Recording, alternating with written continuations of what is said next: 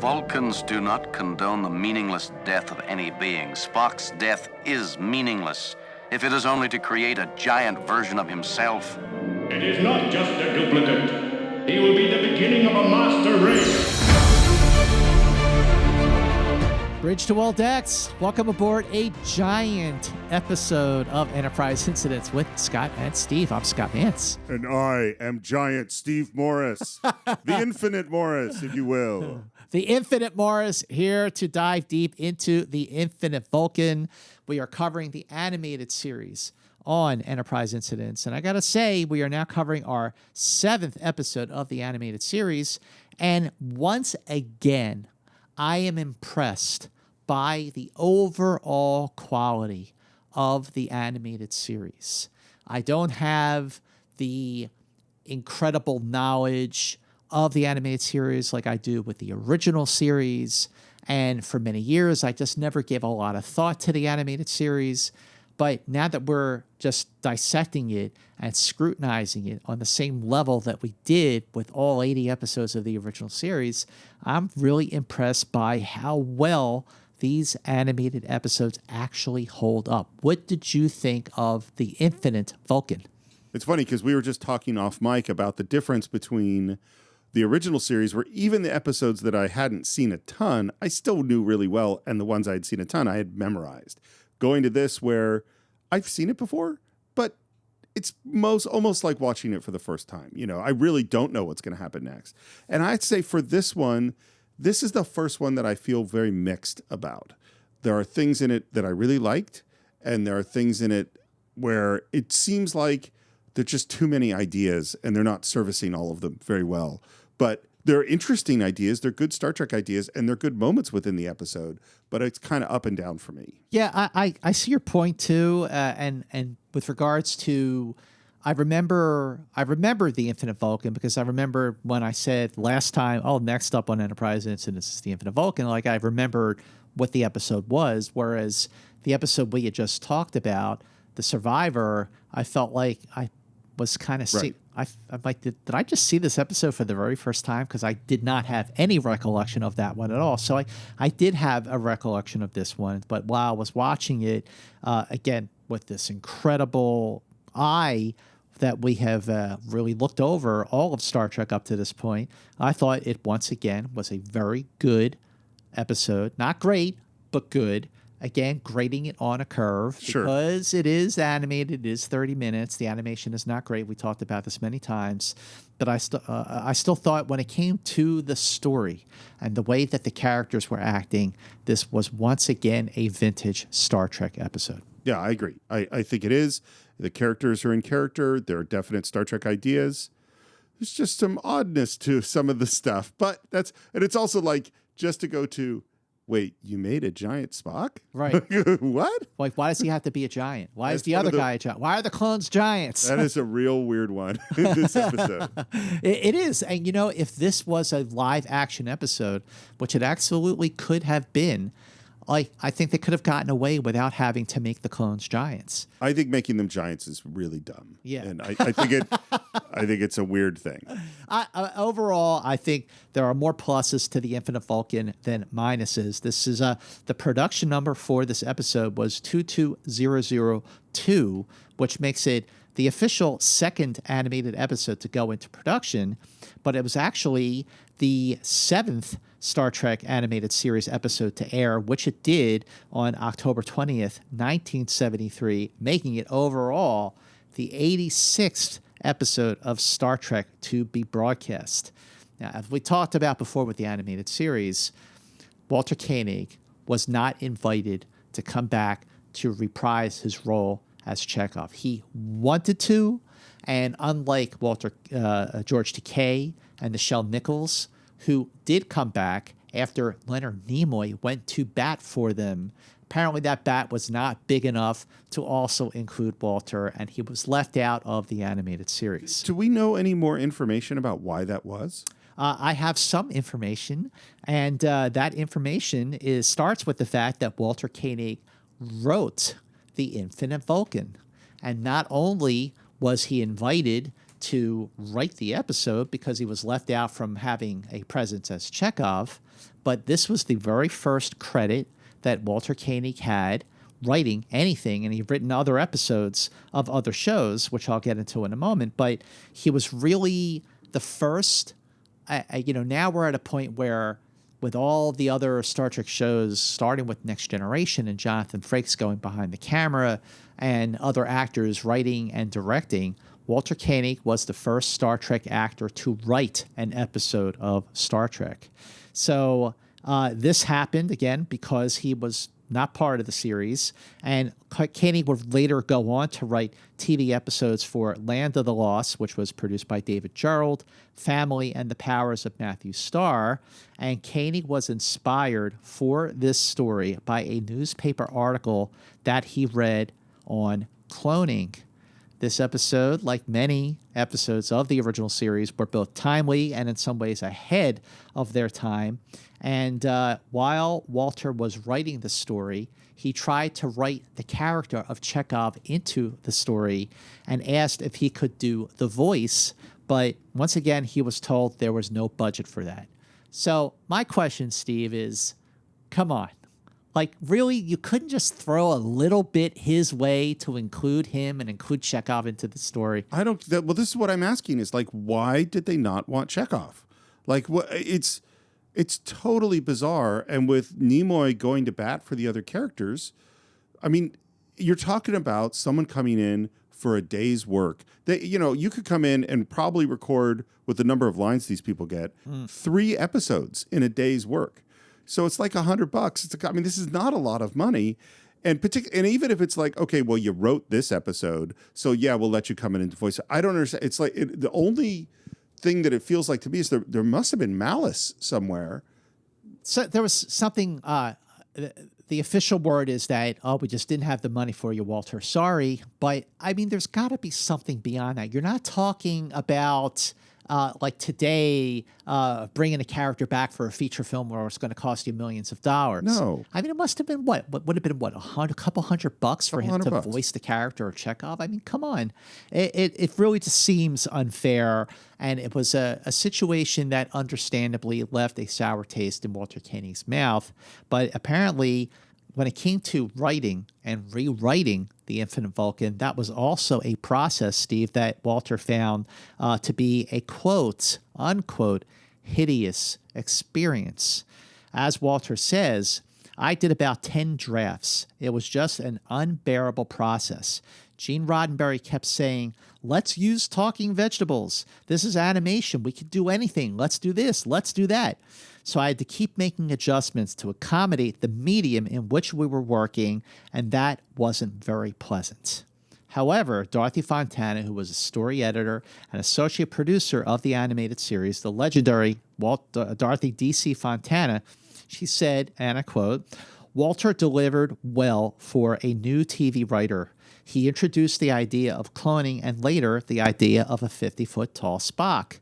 It was a fun idea and he developed it well. Both Gene Roddenberry and I were delighted that we could give Walter an opportunity to work on the show. His intelligence and talent were noticed, and that was a good feeling. So, not for nothing, and I don't know really anything about this at all, but that particular quote sounds very political. It does. It does sound political. That sounds like, and it's an interesting thing, is like, most of the time in politics, in business, and in the entertainment industry, there's the thing you're supposed to say. And then you say it. Like most of the time you say, oh, it's so, I worked on this movie. The cast was so great. The crew was so great. We had so much fun together. That's not necessarily true. That's what you're supposed to say. And Walter has always been, and I noticed this just over the years, especially when he would be on stage at conventions, he shoots from the hip. He says how he feels. He doesn't sugarcoat his feelings. Even just, what I had read about his experience writing for the animated series, because when it was all over, they asked him to come back and write another episode of the animated series. But between his general hurt feeling about not being invited back as a cast member and just all the rewrites he had to do for an animated episode of Star Trek, he basically said, you know what, thanks, but no thanks. I totally get that. Yeah. It doesn't feel like he was respected and taken care of the way he should. No, he wasn't. For sure, he wasn't. So you remember when we started doing the animated series, and I was kind of going, there wasn't that much going on this week. It wasn't a big. That is not the case now, as we are in mid-October. October 20th, 1973 is when it aired. So in the week of October 13th to October 20th, man, it is crazy, all the things that are going on in the world. Wow, let's hear it. Well, and the first thing, of course, is we're right in the middle of the Yom Kippur War. And so October 15th, and this is where, and everyone who looked at this war, just like Israel's totally outmatched, they're outmanned, they're outgunned, they're just, Israel's a super tiny country, and they're like, they're in deep trouble. Well, this is where that tide really starts to turn. Because on the 15th, the Israeli army took control of the West Bank of the Suez Canal. They captured 20,000 Egyptian officers and soldiers, and they are pushing very quickly towards Cairo. Wow. Yeah. On October 16th, Henry Kissinger, who was the Secretary of State, and Le Duc Tho of North Vietnam were awarded the Nobel Prize for negotiating an end to the Vietnam War. And what's really interesting is Le Duc Tho refused the prize, saying, when guns are silenced and peace is really restored in South Vietnam, I will reconsider the acceptance of this prize. Kissinger said, yeah, I'll take that. Yeah. On October 17th, and of course this is related to the Yom Kippur War, OPEC imposed an embargo against countries helping Israel and stated they would cut oil production by 5% and an additional 5% every month thereafter until Israel withdraws from any territories it's occupying that's not theirs. So that's going on. There's also Watergate is going on. Oh, yeah. And Judge John J. Sirica ruled that the U.S. Justice Department Special Prosecutor Archibald Cox could have access to the Watergate tapes. On the same day, Martin Cooper and John F. Mitchell for Motorola filed the very first patent for the Dynatac, which is the world's first cellular phone.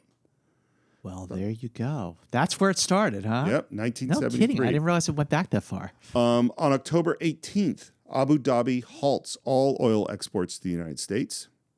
On the same day, and I didn't know about these guys, but they sound awfully scary, serial killers Willie Steelman and Douglas Gretzler commit the first of 17 murders over a 22-day period.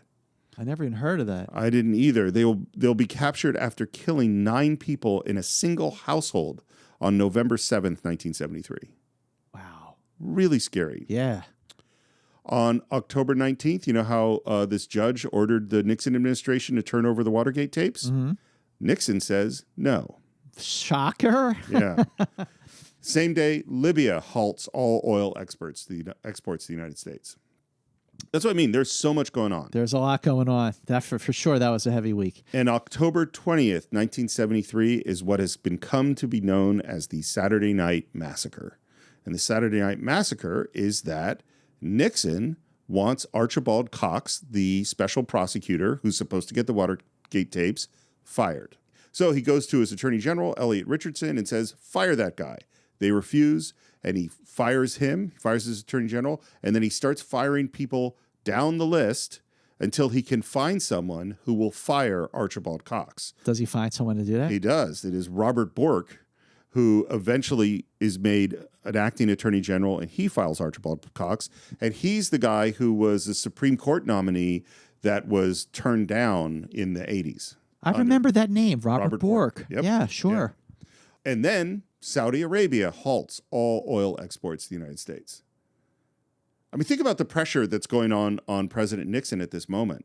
We have oil prices. Oh, and they also doubled all the oil prices at this time. Was this when we had like the big lines? This is the beginning of that this is the beginning of that oil embargo that leads to all those big lines. So Nixon's dealing with that and all the investigation into Watergate all at the same time. That to me, like, I remember when that was happening. I just remember seeing the long lines at the gas stations. I remember Watergate. I remember the launch of Apollo 17.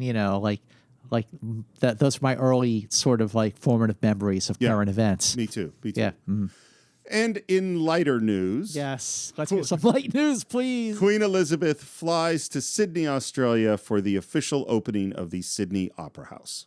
Oh, the Sydney Opera House. Sure. Yeah. That's like the defining look of tourist pictures going to Australia. Exactly. Yeah. Mm. Shall we get into some Infinite Vulcan? Let's do it. I got to say, it was very fun after the titles to see written by Walter Koenig. Very much so. Yeah. And the star date of 5554.4, the captain's log, puts this episode in the fifth year of the 5-year mission, in between For the World is Hollow and I Have Touched the Sky, and Is There in Truth No Beauty? Interesting. What's very interesting, actually, because Is There in Truth No Beauty is when we introduce the Idic, right? Exactly. And we talk about, it was an Is There in Truth No Beauty that we introduced the Idic.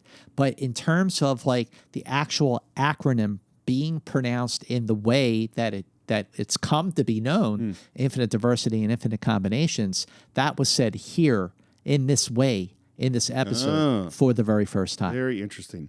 I remember you mentioning to me that some of the time Shatner was recording at Filmation in their sound place, and some of the time he was out on the road, maybe doing theater and recording in a closet or something. Why do you say that? Because the sound quality is different on him.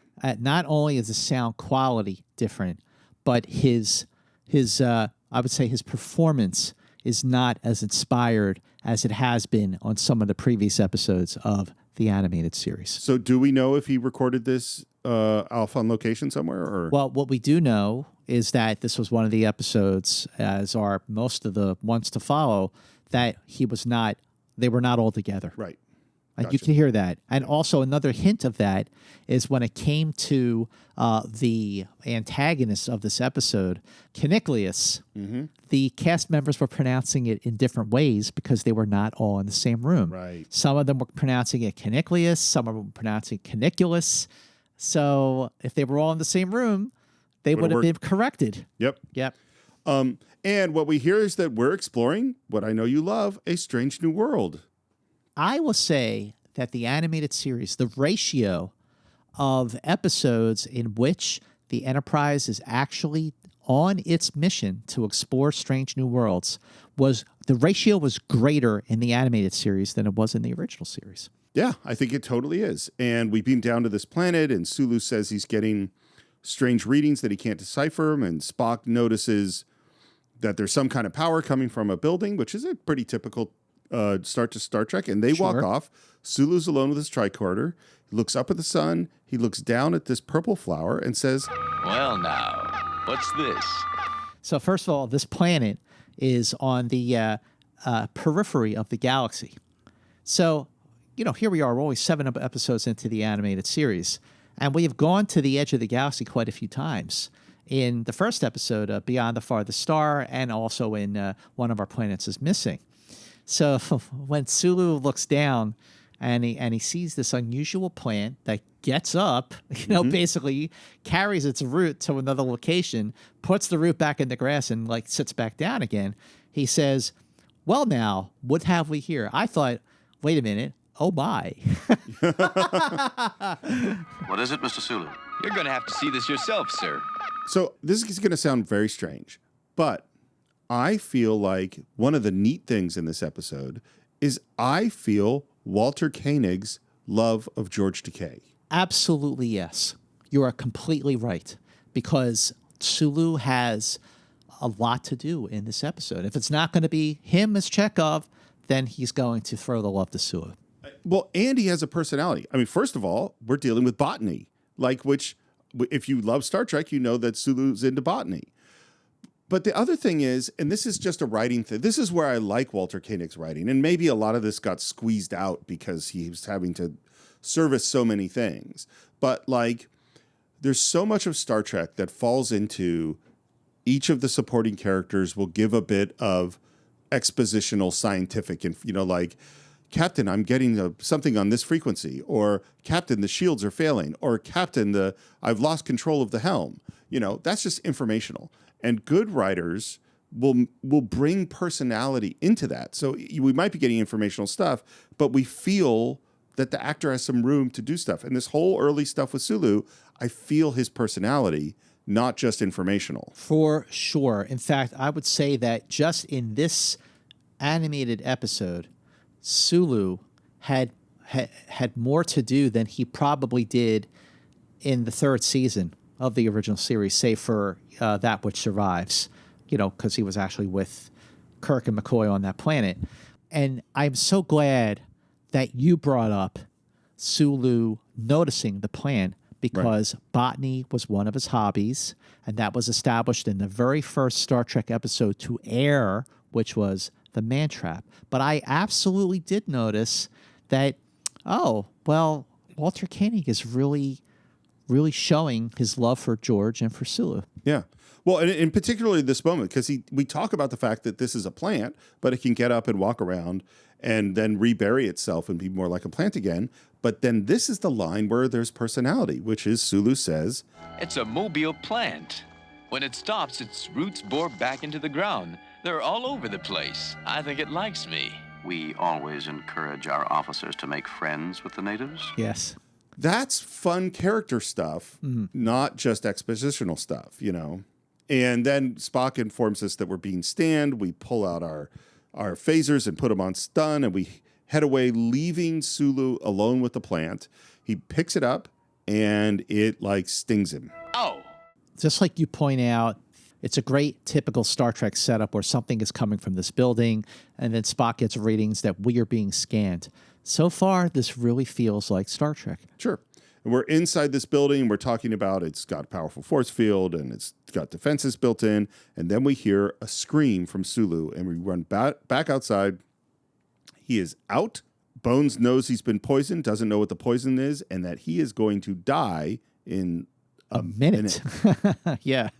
And Bones is trying to figure out what to do when we hear, "That won't be necessary." and they look up, and there are a bunch of Vegetables. plants. Yes, basically vegetables. The lead alien life form, his name is Agmar. Guess who voiced Agmar? Steve Morris? I don't have to guess. It's James Doohan. You are correct, sir. So Agmar is one of this new alien race called the Thalosians, and they are a race of plants, vegetables, what have you. But this was an area where Roddenberry especially thought, this is animation. Let's kind of go for it a little bit. So they were able to have a life form that was not just like a humanoid type of biped. Well, and this is where I go. There's in the movie Amadeus, where the Emperor, played by Jeffrey Jones, says, there's too many notes. Yeah. There's only so many notes that the human ear can hear. Now, that character is made to look ridiculous because he's talking about Mozart. But in fact, this is true, and this episode has too many notes. I agree with you. Because it's okay, we want to make plant creatures. Fine. Well, explore that. What is that? What does it mean that they're plant creatures? And we don't. Is it if they went, if they were needed the sun, because what does it mean to be a plant creature? If their personalities or their cultures were different because they were plant-based, if they had to touch the earth to pull nutrients from it, if they had but they don't explore the ideas at all. So it's oh yeah, they're plant people, but it doesn't mean anything, And he pulls out his tentacle, and McCoy says, Just a minute. I can't let you, whatever you are, inject him with some alien dewdrop. You know what I wrote down here, by the way, and it's a totally minor point. I was you know what? On this planet, McCoy, you're the alien. They're not aliens. Right. They're just doing what they would do They're to save the natives of this planet. Correct. It is an antidote, quickly absorbed.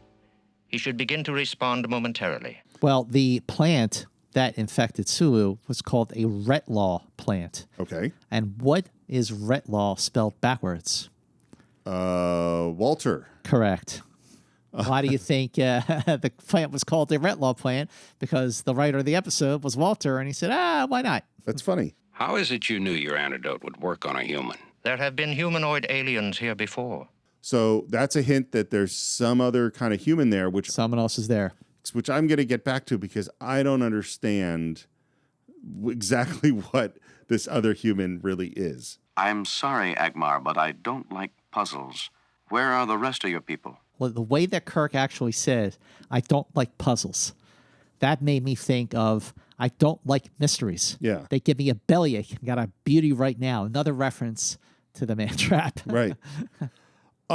So the I don't like puzzles, where are the rest of your people? It doesn't really make sense, because why would you assume that there's a lot more people? Like, literally nothing about this culture at all. So it's not like, if you just showed up at the LA Arboretum and you saw a lot of plants and only a few people, you would like, where are all the other people? It's right. like, Where's everybody? Well, they're just out there. They're out there. How do you know how many people there's supposed to be around here? Sure. But it doesn't matter. So we go inside this building. We see these huge plants lined up, which I guess are the corpses of the old people that have died. Exactly. Right. That's what I thought too. Nerve tissue mass density is exceptionally high. Readings indicate the beings used almost 70% of their brains, a very high ratio. How much do we use? All of it. We use all 100% of our brains? I thought it was like 10%. Yes. This is literally in all caps. I have written down myth.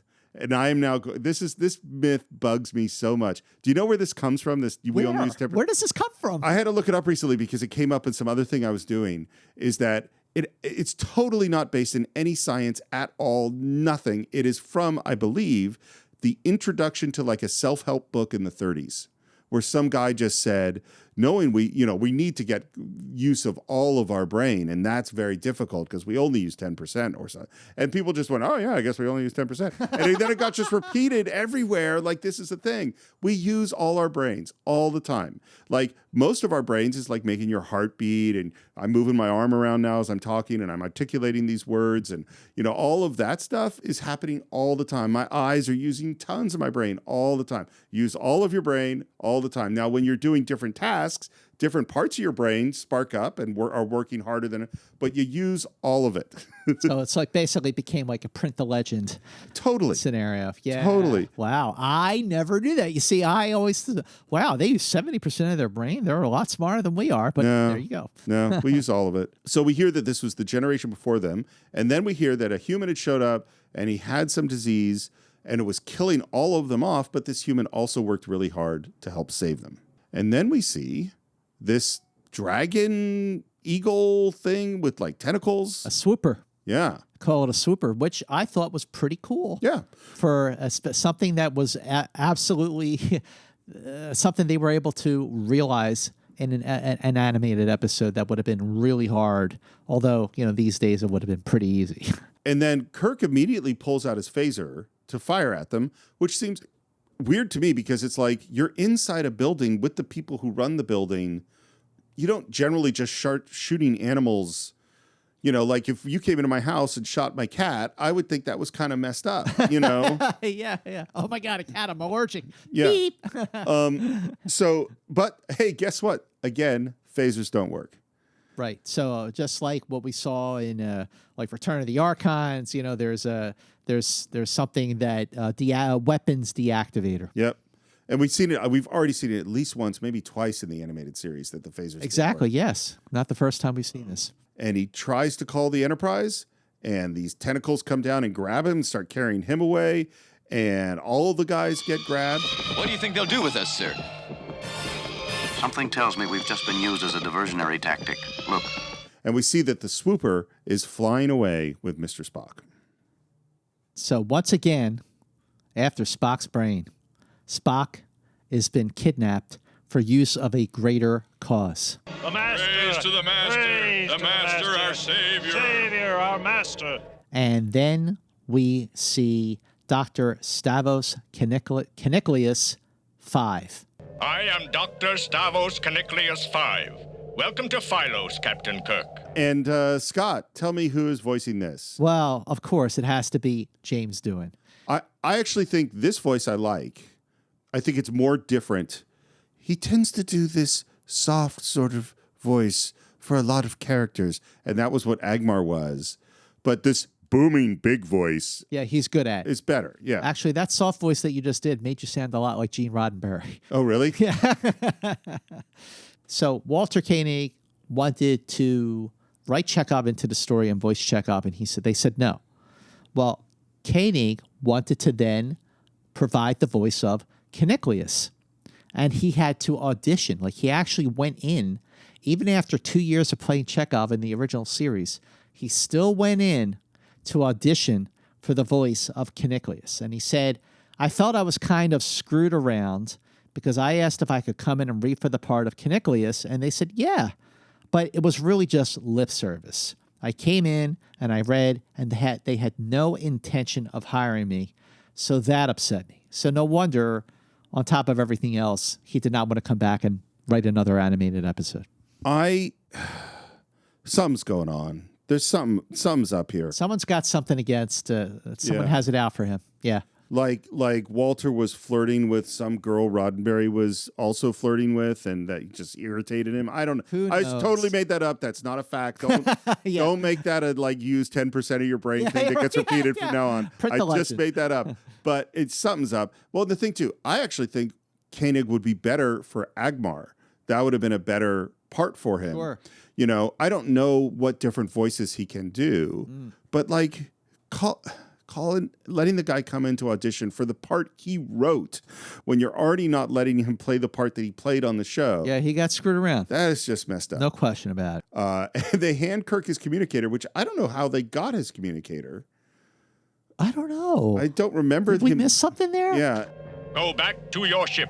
Not without my first officer. I am sorry, Captain. You will leave now or suffer the consequences. And those swoopers show up, and Kirk calls up the Enterprise and says, Kirk to Enterprise. Beam us up, Scotty. Close to Beam Me Up, Scotty, which even in the animated series, he never said.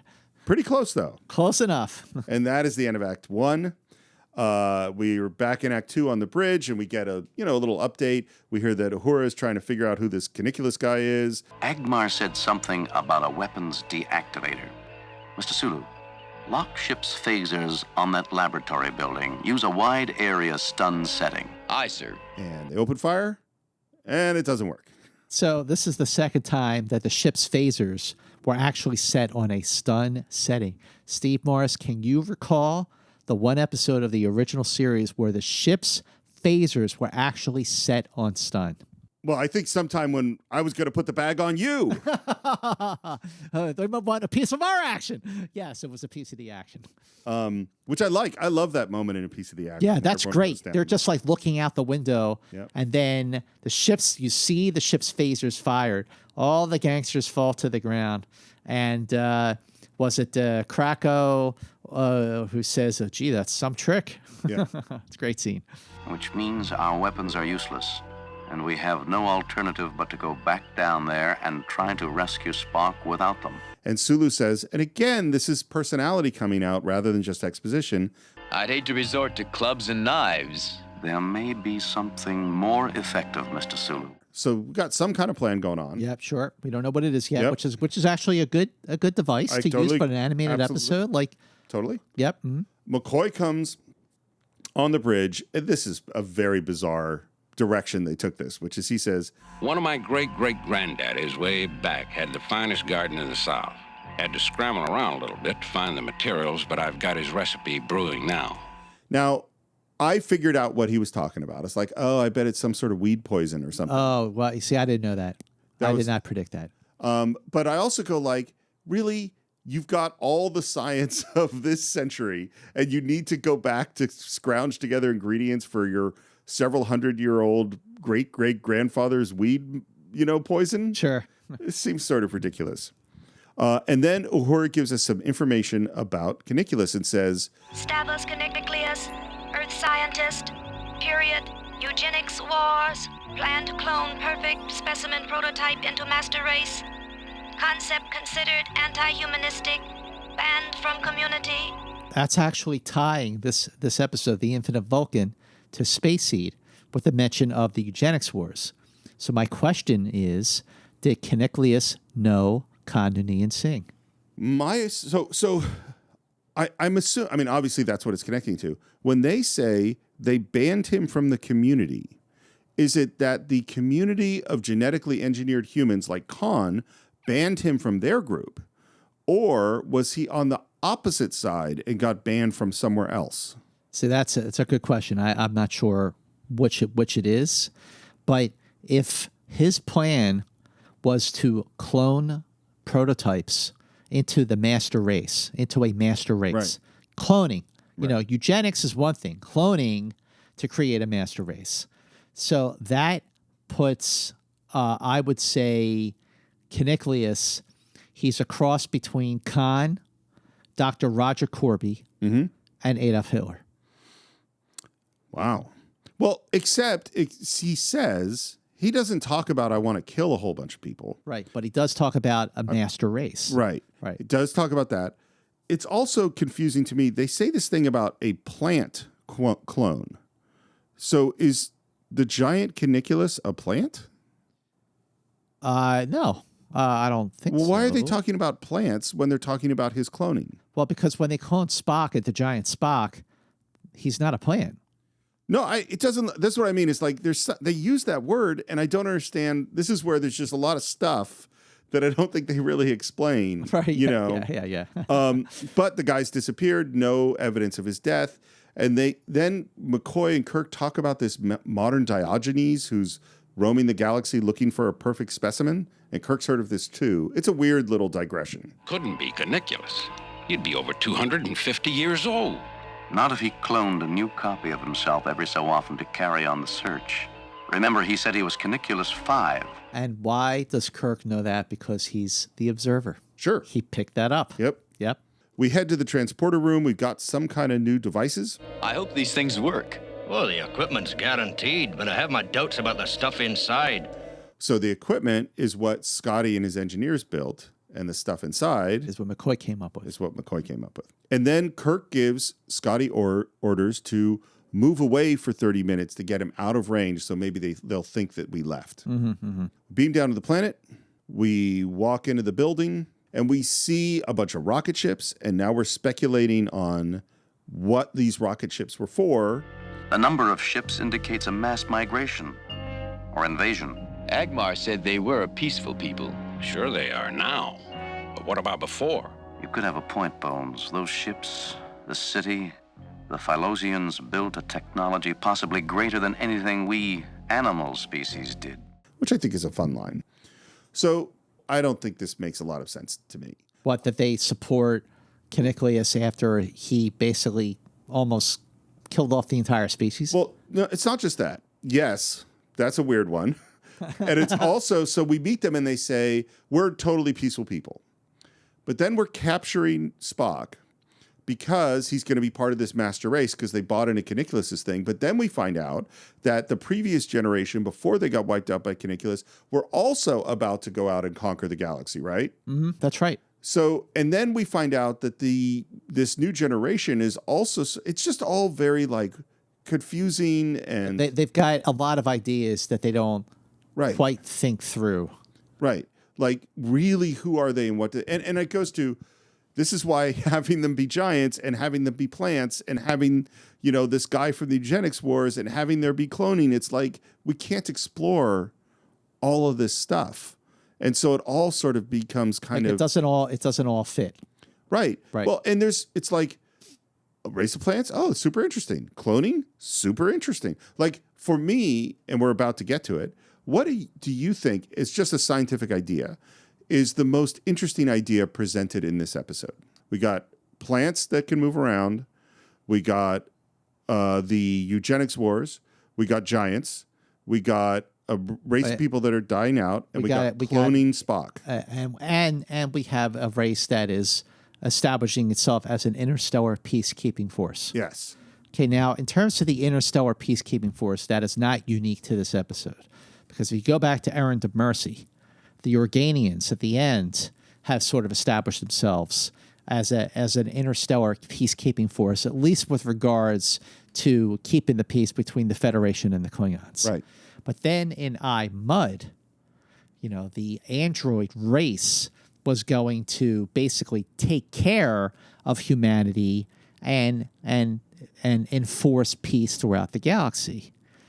But I think that this episode actually has the better plan of those two to go out into space and establish a peacekeeping force.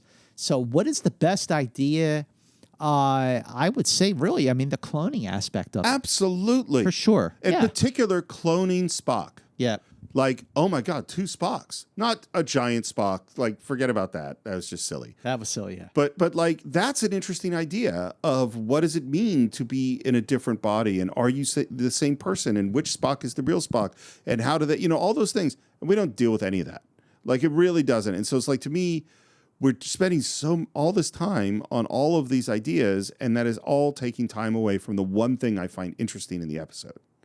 If this was an episode of The Next Generation, I feel like that would have been the type of story, the cloning, like in the spirit of The Measure of a Man, where let's say Spock is cloned, and then you start to get into what are his rights as a clone. Exactly. That would have been a good story. Yes, I agree.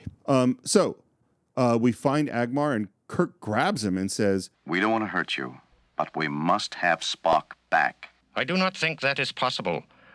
The Vulcan-human blend of wisdom, sense of order, durability, and strength is the finest the Master has ever found. We are pleased Spock will carry on our work. Carry on your work? We are the last of a dying people, Captain. So they're all dying, these plants. And again, this is interesting. There's another interesting idea that we're not really exploring very much. But come, you are worried about your friend. I will show you he is safe and in good hands. They walk through this big, huge room. They push a button on some controller. They go down into an elevator. We end up in these tunnels. We fly around on this big platform. It all looks pretty cool. And then we start hearing those flapping sounds, and the lights go out, and we're in the dark, and they say, use the belt lights, which I assume is from their force shield belts. That's right. Mm-hmm. But that doesn't work. And we hear the birds, and now we're just on the run from the birds in the dark tunnel, which, again, I think is pretty cool. They keep running. They see the light into the distance, and then with really poor editing and storytelling that I don't think works at all, we suddenly are just standing around Spock in this weird golden thing. Right, sure. I don't know how we got there. I don't know why the lights turned on. I don't know. Well, they were running through the tunnel, and they saw the light at the end. Literally saw the light at the end of the tunnel, just ran towards Which my understanding is you're not supposed to go towards the light. Yeah, that's poltergeist. Well, it's also when you're dying. You don't go towards the light. He's dying. Something's happened to his brain. Electrical activity decreasing. Which to me, it's like at the beginning of the episode, we had Sulu who was dying and we couldn't do anything about. Now we have Spock who's dying and we can't do anything about, which feels a little repetitive to me. But we hear, "Behold, gentlemen, the dawning of a new era, the salvation of a galaxy, Spock 2. Spock 2, which we'll just refer to as Giant Spock. Giant Spock. So I have no idea why there was a need for a Keniclius and Spock 2 to be giant clones when they could have just been clones. But okay. Well, and maybe they just went, it's Saturday morning cartoons. We want to have something that's fun. Yeah, but sure. If you're going to have a giant, they should do giant stuff. They should pick people up or knock a hole in the wall or have them do adventurous things that are fun with a giant. They just, all Spock does is stand there. Yeah, right. He doesn't do anything. He does nothing other than the Vulcan mind meld. He doesn't do anything. And it's like, what was the point? And and I'll say too, this is just on a technical level. I cannot believe they didn't put reverb on their voices. Oh, yeah. Giant Spock and little Spock, they sound exactly the same. Yeah, Keniclius should have had the reverb on that too. It should have been booming. It should have been like Apollo from Humors for Adonais. In fact, I will say this right now.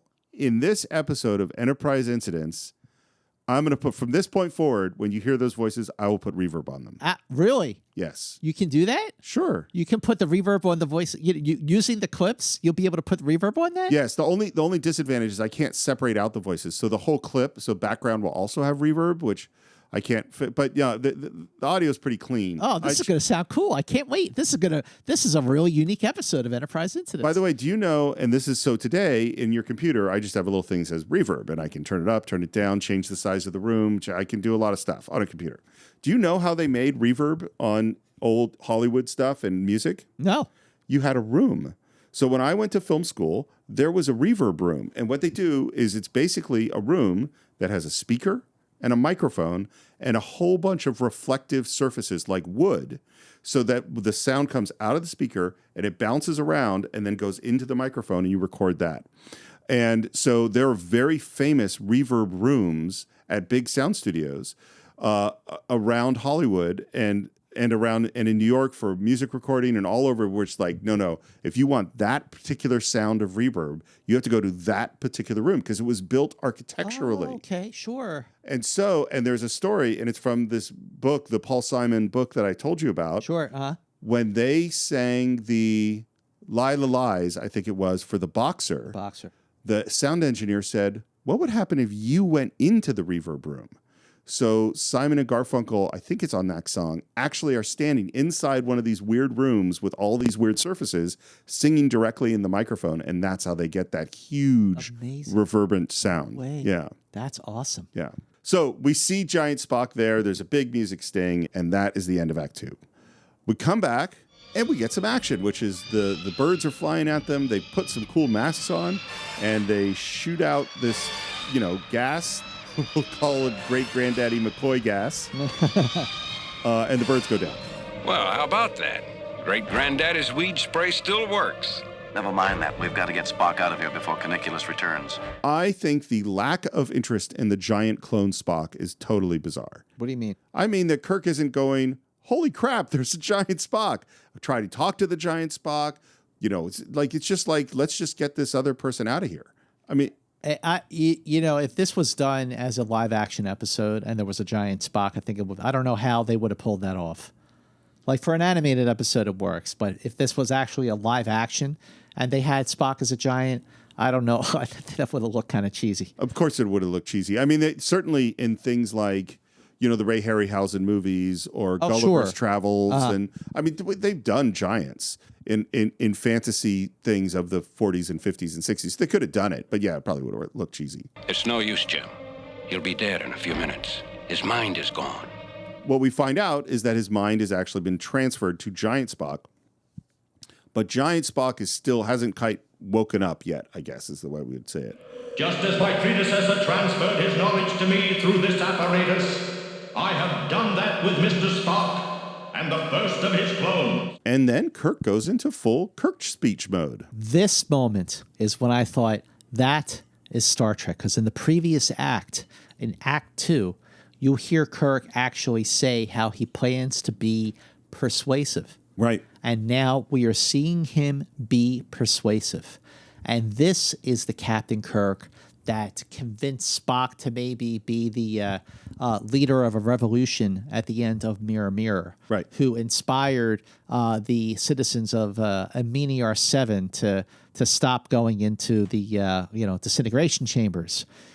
Nobody's better in Star Trek history at being persuasive than James T. Kirk. You talk about creating life with your clones, but you have to murder to do it. And he's like cradling Spock at this point and says to the giant Spock, out of my way, mister. That's an order. I don't think he understands. His mind is still trying to assimilate all the knowledge it's been fed. On the bridge of the Enterprise, Scotty has a plan to basically use all the ship's power to boost the communication, and Uhura says, Mr. Scott, you're risking a total drain of our dilithium crystals. To maintain communication, we would have to burn out all our reserves. And don't I know it, lass? But we must speak to the captain. So here we have Scotty in command for the first time in the animated series. And the way that Scotty was in command... Not true. He was in command in the Lorelei incident when he was singing. Oh, yeah. But he was in command, but he wasn't all there. He wasn't quite there until Uhura said, step aside, I'm taking over. Good point.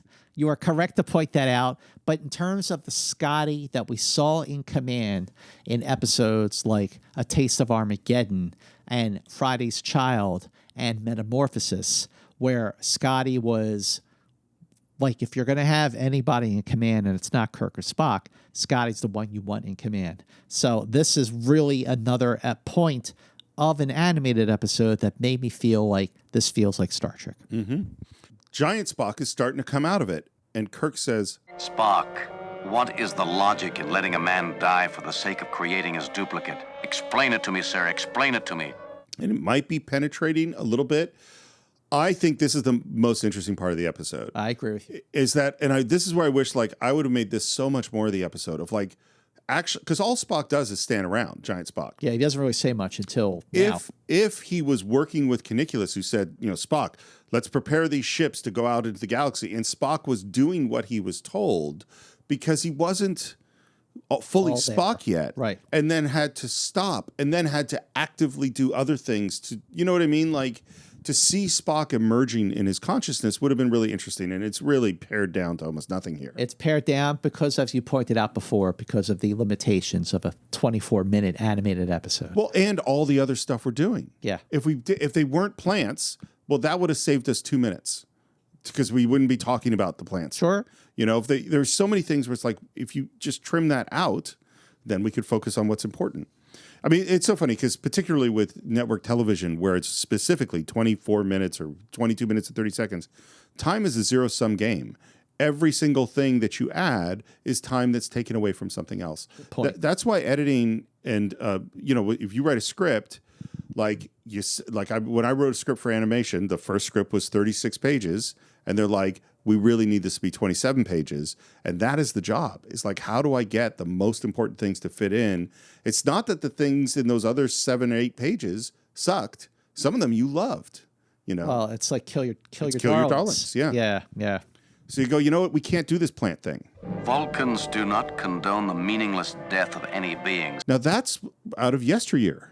Absolutely. Yeah. Yeah, good point. Spock's death is meaningless if it is only to create a giant version of himself. It is not just a duplicate. He will be the beginning of a master race. I actually wish they hadn't used the term master race. Yeah, I do too. Because because I don't think Keniclius is, there's one plan, which is, look, I want to create some peacekeepers and bring peace. And there's this other thing of, I want to create a master race. That's not the same thing. Not the same thing. Absolutely. And it obviously brings in all these ideas like the Holocaust that are heavy, and we get some static on the communicator. And then Kirk, I think this move is totally bizarre. He says, that's our ship calling, Spock. You answer them. Yeah, he gives giant Spock his communicator. Which is like, no, you have one chance to talk to the ship and you're going to give it to the guy that's not entirely there. Well, I will say that it works. It does work. And the other thing that works at this point of the Infinite Vulcan is that, just like we had pointed out in so many of the better episodes of the original series, you are increasing the stakes by having more complications ensue. In other words, you have more than one problem at stake. And now you have 2 races against time because the real Spock is slipping away and the crystals are deteriorating aboard the Enterprise, and there's a power drain. Right. So this is all happening at once. And again, this is another moment of an animated episode where I felt like this feels like Star Trek. Yeah. And finally, as we're draining our crystals down, Giant Spock says, Commander Spock here. And we get some information on Keniclius. There is a recurring theme in his later essays about using his master race as a peacekeeping force throughout the galaxy. That was why Keniclius wanted a perfect specimen. And Kirk says, all this has been a waste, Keniclius. There's been peace in the Federation for 100 years. Has there? So first of all, a couple things to say about this. Hearing Kirk say this has been a waste, the logic of waste, Mr. Spock. Sure. Brings you back to Mirror, Mirror. Yes. As far as there being peace in the Federation for 100 years, so up to this point in canon and mythology of Star Trek, that's actually true. Because what we learned in Balance of Terror was that there was a war with the Romulans 100 years before that was audio only. There was no visual ship-to-ship communication, so that's why they didn't know what the Romulans looked like. So that was 100 years ago. But my question, the other answer that I have for you, Steve, is, well, in Star Trek Discovery, there was which takes place 9 years before the original series. So there's this war with the Klingons that was really bad. So Discovery just kind of, doesn't really coincide with the canon established with the original show and now the animated series. But I mean, I'm okay with that. I'm okay with bending the rules a little bit with canon as long as it's like for the good of for the good of the shows. But to answer your question, yes, this does jive with what we've learned so far. See, I don't think it does. It depends on how we define our terms. It's like, yes, we've had peace with the Romulans theoretically for 100 years. Did the Enterprise just destroy a Romulan ship? Yeah, it did in Balance of Terror. Like, were they on the other side of the Romulan neutral zone in the Enterprise incident doing spy stuff? Totally. Sure. Have they had live fire fights with Klingons? Absolutely. Were they about to go to the war with Klingons? Totally were. Also, the 100 years of peace, I don't know. That's with the Romulans. I don't know what's been going on with the Klingons for the last, and I'm sure people know much more about Star Trek than me, but if there was just total peace in the galaxy, Star Trek, the original series, would have been a boring show. There's not total peace. There's war between Vendikar and, like they're not the only, the Federation isn't the whole galaxy. Okay, well, first of all, the whole reason the Enterprise went to a Meteor 7 and Vendikar in the first place was to establish diplomatic relations. Right. So Meteor 7 was not a member of the Federation. In Balance of Terror, when Spock is reading about the history of the Romulans, Right. he says that there was a war 100 years ago. Totally. Okay, Yeah. but as far as the conflicts, which you're talking about, yes, the Enterprise fired on the Klingons in an episode like A Line of Troyes, but there were battles, but not full-scale wars. There were incidents like, the Enterprise incidents, but sure. they were not full-scale, I am declaring war on the Federation, I'm declaring war on the Klingons, like what we see in yesterday's Enterprise, where the Federation and the Klingons are at war and the Federation is like actually losing. That we don't see. Right. We have not seen in 100 years. Yeah, I just it's a stupid point I'm making, but it's actually like if what happened in A Private Little War is a metaphor for Vietnam, that kind of thing. No, those are wars going on. Sure. There's not an answer to this question, but I'm kind of curious if you have a gut thought. If you were to say, okay, there's the whole galaxy, the Milky Way galaxy, what percentage of it is the Federation? Oh, okay. Actually, all right. Well, I know I was going to answer this question because I remember when Next Generation was premiering back in '87, they had a percentage where they said that in Captain Kirk's time, this percentage of the galaxy had been explored.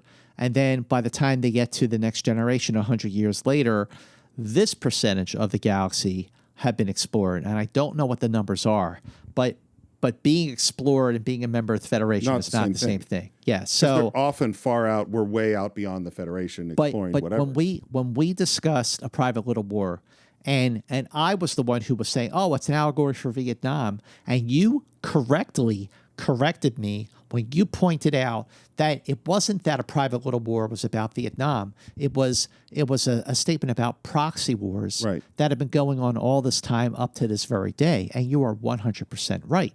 So in the terms of a proxy war where you have the Klingons interfering with the planet in A Private Little War, which I think was Norrell, which is supposed to be neutral. Well done. And then you have Kirk establishing a balance of power, but does that make it a war in the sense of, like right now, what's happening in Ukraine?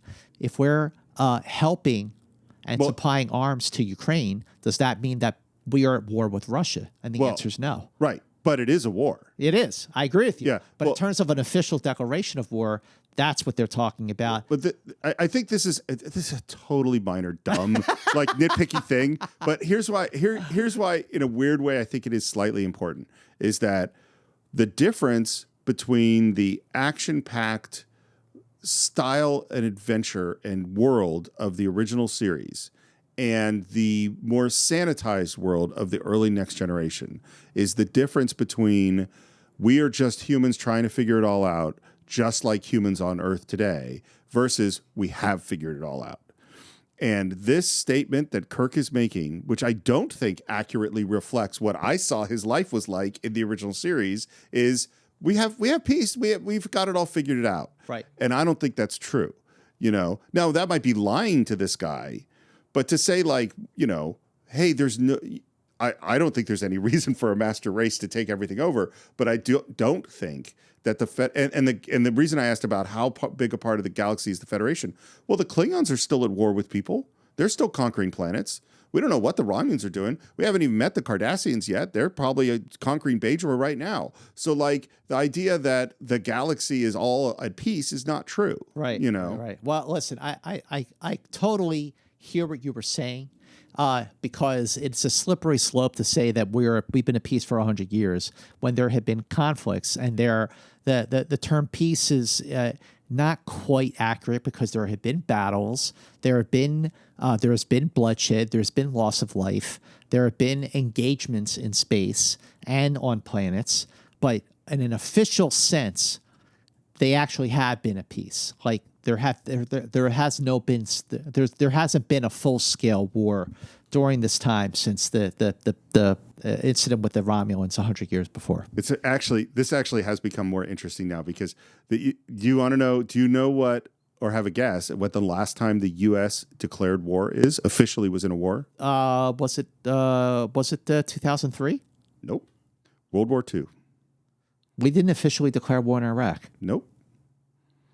Korea's a police action. We didn't declare war in Vietnam. Vietnam, I know, was a police action. Yep.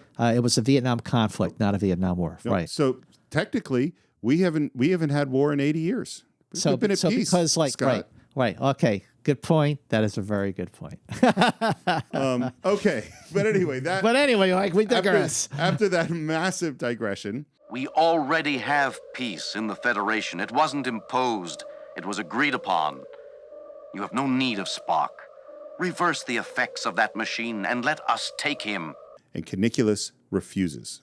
And then Kirk turns to Giant Spock. It says, if you have Spock's mind, you know the Vulcan symbol called the IDIC. And Spock says, and I will add reverb to this, infinite diversity in infinite combinations, symbolizing the elements that create truth and beauty. And like I mentioned, where we see the IDIC for the first time in Is There in Truth No Beauty, actually referring to it by saying what the acronym actually is, that was the first time that was done in Star Trek. Nice. Could an army of Spocks impose peace and Philosian philosophy on any other beings in defiance of the IDIC concept? I do not believe so.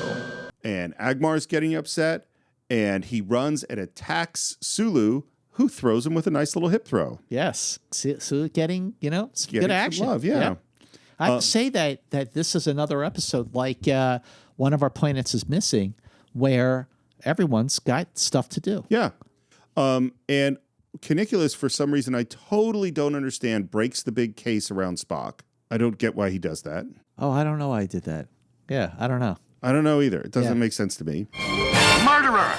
You've killed Spock! And Giant Spock stops him. And I do like this line. To persist in this behavior, Captain, is to negate the eloquence of your previous argument. May I suggest a more constructive way?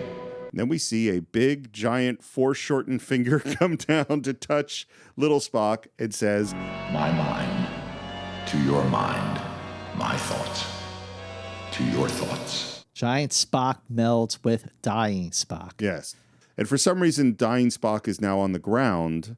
I don't know why he's no longer on that bed after Keniclius broke the thing. Sure, right. Don't know. Small Spock, without opening his eyes, says, I am pleasantly surprised at your capacity for deductive reasoning, Captain. When you are not being bellicose, there appears to be no end to your arsenal of formidable talents. So here you have Spock giving Kirk a backhanded compliment, which made me think of the Changeling. Yep, same thought. Right? Same thought. Right? Yeah. He goes, didn't think I had it in me, did you, Spock? And he goes, no, sir. And you needn't worry, Captain Kirk, about a master race. There will be no militia, no other Spocks. And Keniclius is bummed because he can't go conquer the galaxy, I guess. I would suggest Dr. Keniclius remain on Phylos with my duplicate.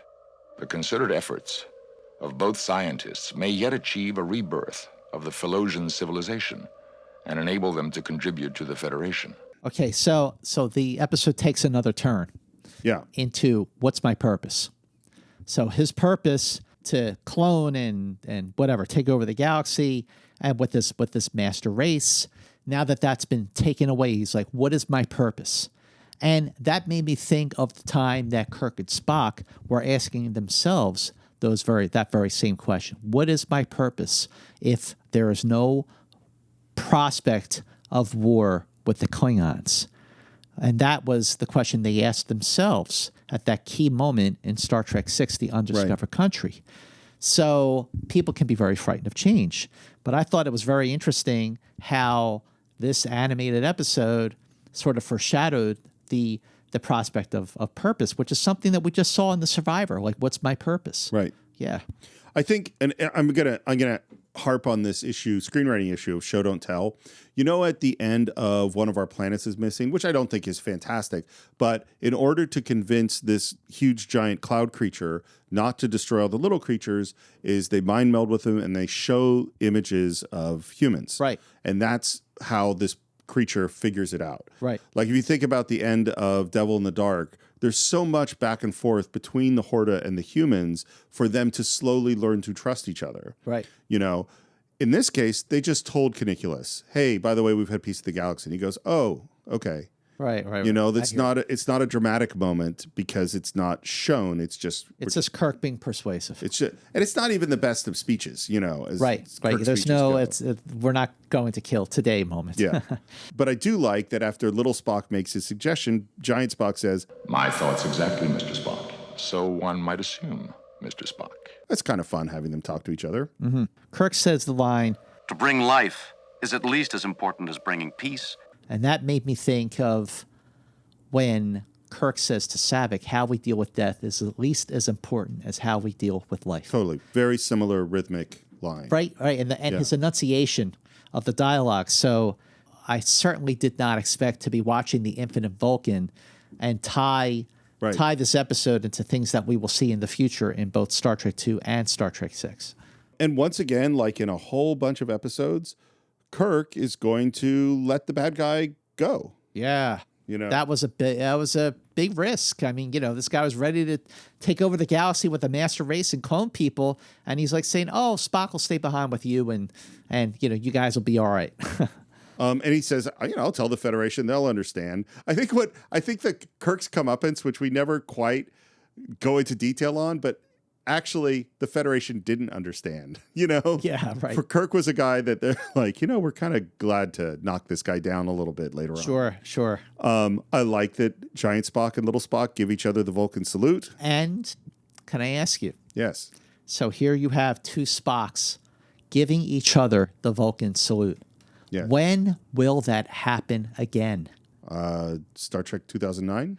Steve, you are the friggin' man. I swear to God, this is what makes you like the perfect partner in Enterprise incidents. I literally have it written down. It says, the two Spocks give each other the Vulcan salute. We will not see two Spocks give each other the Vulcan salute again until the end of Star Trek 2009. Bravo to you, my good man. Bravo to you.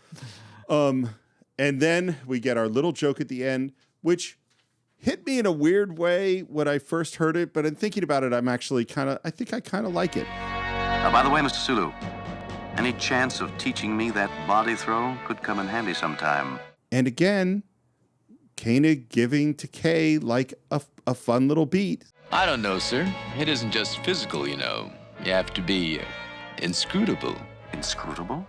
Sulu, you're the most scrutable man I know. And then Sulu breaks the fourth wall. Looks at the camera and winks.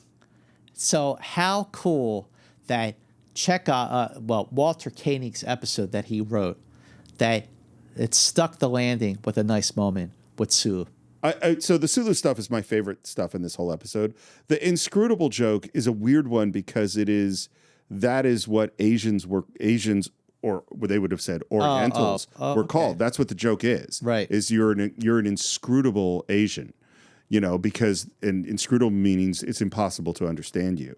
And so it's playing off of this odd sort of racial trope, but in a way that I think is exploding it, you know, because Sulu's so cool. Right. And even Kirk's joke of like, you're the most scrutable man I know. And I don't think anyone actually ever uses the word scrutable. It's only inscrutable. Right. You know, I think it was a moment where I was like, well, that's a little odd. But then I finally went, you know what? I kind of like it. I kind of like it. Well, this episode, as it concludes, this was 2 years before scientist J.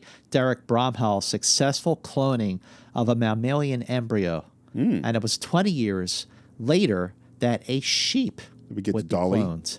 Yeah. So I think like all things considered, the Infinite Vulcan, if nothing else, was ahead of its time because of just talking about cloning and an animated Saturday morning cartoon. I mean, I thought that was...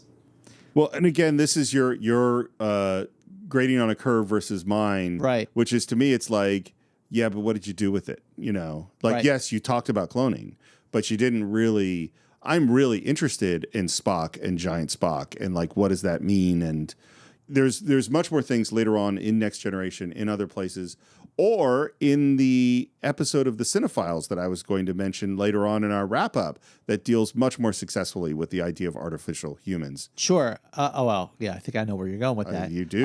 But I do think, again, the grading on a curve aspect of it, despite the shortcomings of the brief running time and having to get through things in a way that not everything is followed through, fully explored or fully realized, but I still was pleasantly surprised for the 7th time in a row by an animated episode that holds up very, very well given the circumstances and really feels like a vintage Star Trek episode. There are a lot of moments, there are a lot of character developments that happen here that feel very, very true to what was established in the original series. And despite the maybe unpleasant experience Walter Koenig had writing it and otherwise being left out of the animated series, he later said it was kind of neat to ultimately see it, knowing that rewrites notwithstanding, it was still my words and my story. I thought it was okay. In the years that followed, I heard everything from, oh, that was the worst episode of the show, to that was one of the best. So I have no idea really where it stands. I thought it was an interesting take and certainly a little different. So my thoughts are pretty... I feel like I've given most of them. What I'll say is, for me, the animated series has yet to strike out, and it continues to deliver base hits, and I think this is a single. We're on base, almost got thrown out at first, but we're there. And I enjoyed it. And the thing that I enjoyed the most was those little human moments with Sulu. That's my feeling. I feel like this is more like a double for me. Again, grading it on a curve by animated episode standards. It's a solid episode, a good episode, a lot of suspense, provocative, ahead of its time, revisits some of the original series themes, making it feel like Star Trek, including the classic Star Trek theme of giving the antagonist noble intentions, like that of Dr. Roger Korby in What a Little Girl's Made Of. A lot of great stuff for Sulu and Uhura and Scotty. This feels like Star Trek to me, and you're right, we're 7 for 7 so far with the animated series. So that's what we think of the Infinite Vulcan. Of course, we'd love to hear your thoughts. Maybe I'd be interested to hear what are the most interesting science fiction ideas that you think come up in this episode. You can visit us on our Facebook page. That's where the most conversations are happening. You can also follow us on Twitter at Enter Incidents, at Enterprise Incidents on Instagram. You can subscribe to the show at all the places, but if you're on Apple Podcasts and you haven't left a review yet, we really do need those reviews. They're very important. If you want to support the show, you could do it through Anchor, and it's right in at the top of the show notes. Think of it as a tip jar. You can spend as little as 99 cents a month to help support Enterprise Incidents. And if you want to be more generous, $9.99 a month is also available. And you can reach me at SR Morris on Twitter, SR Morris1 on Instagram. And as mentioned before, I was thinking about Cinephiles episodes that relate to this. One of them was our very, very early episode on Young Frankenstein, which of course is creating new life. And then also, Scott knows exactly the other episode I was talking about. Scott, what is the other episode I was thinking of? It's the first time that I really had a great conversation on the record about Blade Runner. Yep, Blade Runner, one of the great sci-fi movies of all time.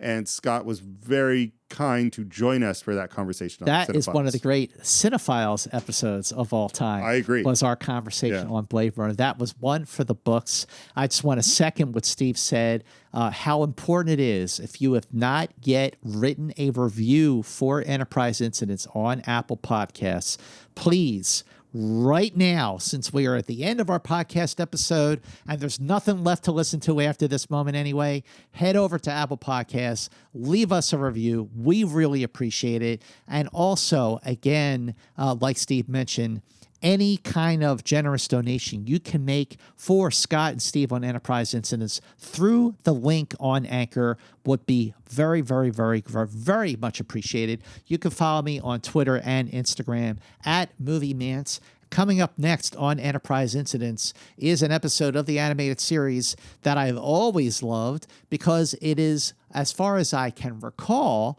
the first episode of the animated series that I ever saw. And it is an episode that does lean into some of the themes that we have always explored on Star Trek. And it is also an episode that we will find that we're exploring a theme in one of the later movies of Star Trek. So please join us next time on Enterprise Incidents for The Magics of Megas 2. Until then, you know the words, keep going boldly.